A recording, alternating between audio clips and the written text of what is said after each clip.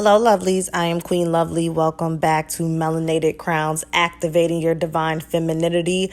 Are you in spiritual poverty? Do you know what spiritual poverty is? Well, if these are new terms to you, make sure you continue to listen to this video, like this video, and subscribe to my YouTube channel, and hit that notification button as well as enable it so you can know when I post more videos such as this one today.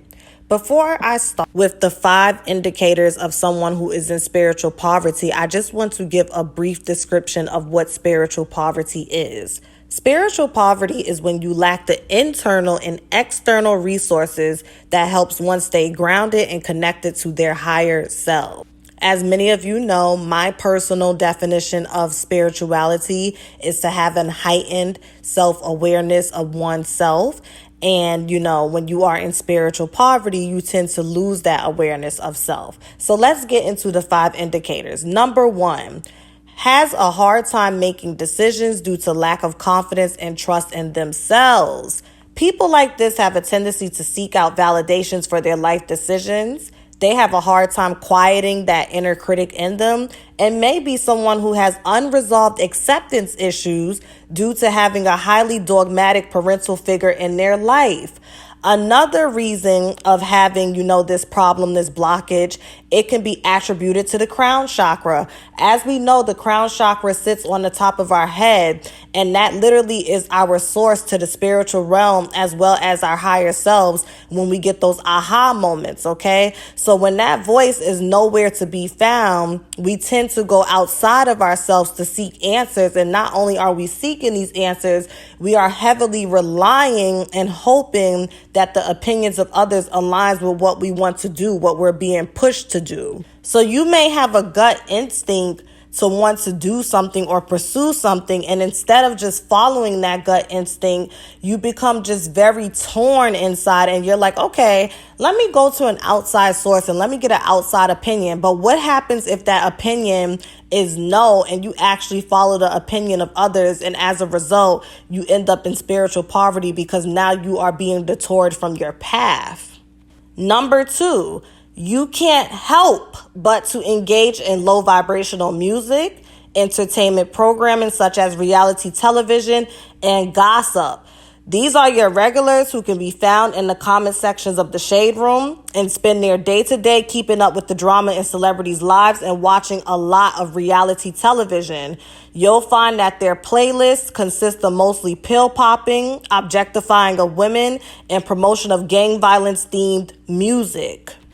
When you're in touch with your higher self, it doesn't necessarily mean that you'll jump ship altogether and abandon your craving for Love and Hip Hop and Real Housewives of Atlanta and keeping up with the Kardashians or listening to Pop Smoke. However, you will notice an innate reaction to reprioritize these things in your spiritual diet. Number 3, bitterness. When you are someone who possesses an immense amount of bitterness, this is definitely an indicator of spiritual poverty.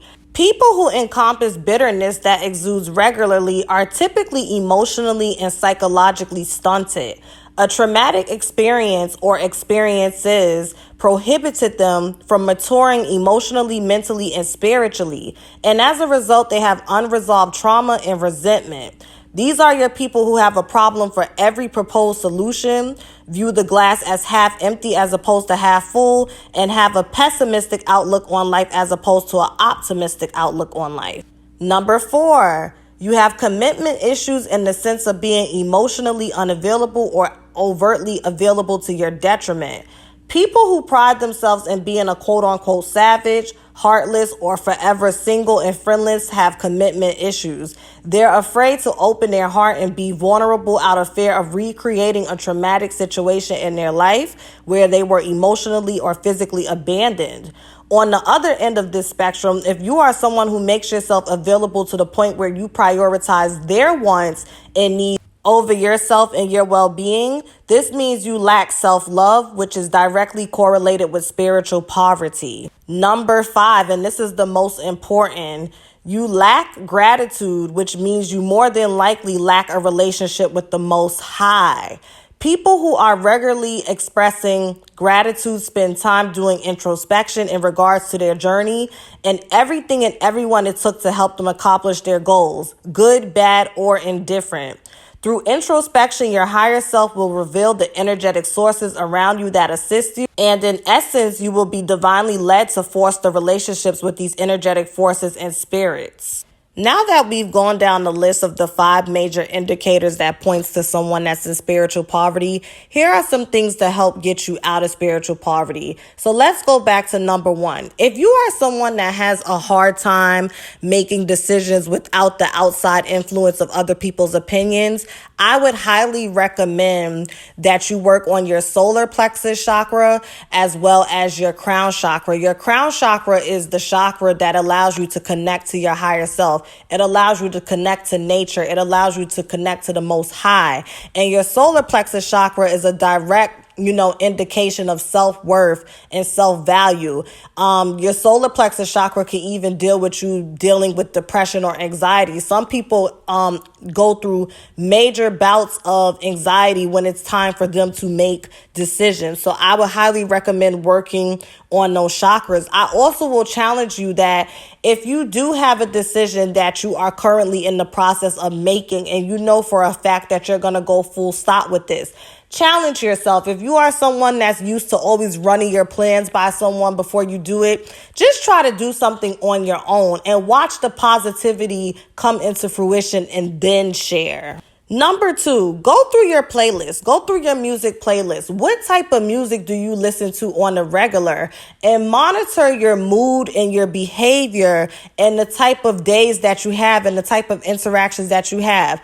I like to start my morning off with this playlist. On this playlist, I have Anita Baker, I have Sade, I have Beyonce, okay, I have Summer Walker, I have Luther Vandross. It's like a lot of uplifting, positive music, that vibration of just tranquility. So just be very mindful, go through your playlist. Also think about your diet. Are you someone that's constantly on the blogs day in and day out? How does that make you feel when you see a Shade Room post and you see the comments? How does it make you feel after you watch reality television? Start to pay attention more to yourself and how the things that you engage with on a daily basis affects your mood and the way in which you show up in the world. Number 3, bitterness. When it comes to getting rid of bitterness, this is probably really hard because it takes a long time to get to a place where you are bitter. Typically, people who are bitter, you've been through a series of experiences where you felt devalued, you felt violated, and you just felt unwanted and unappreciated and not respected. So when that constantly happens over and over again and that seed is constantly watered, it does become easy to subscribe to those things. I would highly recommend reading the book Tapping the Power Within by Iyanla Vanzant. Iyanla Vanzant is someone that is very much so respected in the spiritual community. And I think a lot of people just see her as this, woman that has all of this wisdom and has a lot of answers and has all of these tools, but they fail to realize that she's been through the ringer and back at the hands of men, women, you name it, all in the name of her spiritual journey so that she can teach us to learn from some of her mistakes and choices and what have you. So definitely get that book. I would highly recommend therapy. If you are not in therapy and you can afford to go, your insurance covers it, then definitely go to therapy. If you are someone that spends tons of money on shoes and makeup and whatnot and you don't have health insurance, think about taking about $50 to $75 and getting yourself a session and see how you feel after a session or two where you just get to lay it all out on the table. Those are some things that can help you with bitterness as well as clearing your heart chakra, okay? Our heart chakra, which is our ability to attract high vibrational relationships, our ability to be vulnerable and connect with people, that can be tied to bitterness if we have a blockage there because we've had the opposite of those relationships I just listed. And last but not least, gratitude and having a relationship with the Most High. This is something that you can develop. Oprah Winfrey one time suggested this 10 things a day gratitude challenge, and I've done it before too. And this is basically where when you wake up in the morning, you write 10 things that you are grateful for. Each sentence starts with, I am grateful for waking up. I am grateful for having my lights on. I am grateful for having food in the fridge. I am grateful for having clothes on my back. Okay. So that's an activity you could do, writing 5 to 10 things when you wake up and 5 to 10 things when you go to sleep.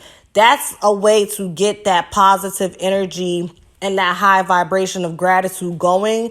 And it's also a good habit to have. So I hope that this video was helpful. If you are someone that is in spiritual poverty, make sure that you try to apply the tips that I just provided. And if you want further spiritual advisement, please look into my description box as well as the comment that is pinned and book a reading with me, book a consultation with me, take advantage of my end of the summer sale. Okay, 2 email questions for $12.22, a 15-minute phone reading for $22.22, and get some further advisement and clarity so we can get you out of spiritual poverty and get you into spiritual abundance. Have a blessed day. Thank you so much for supporting Melanated Crowns, activating your divine femininity.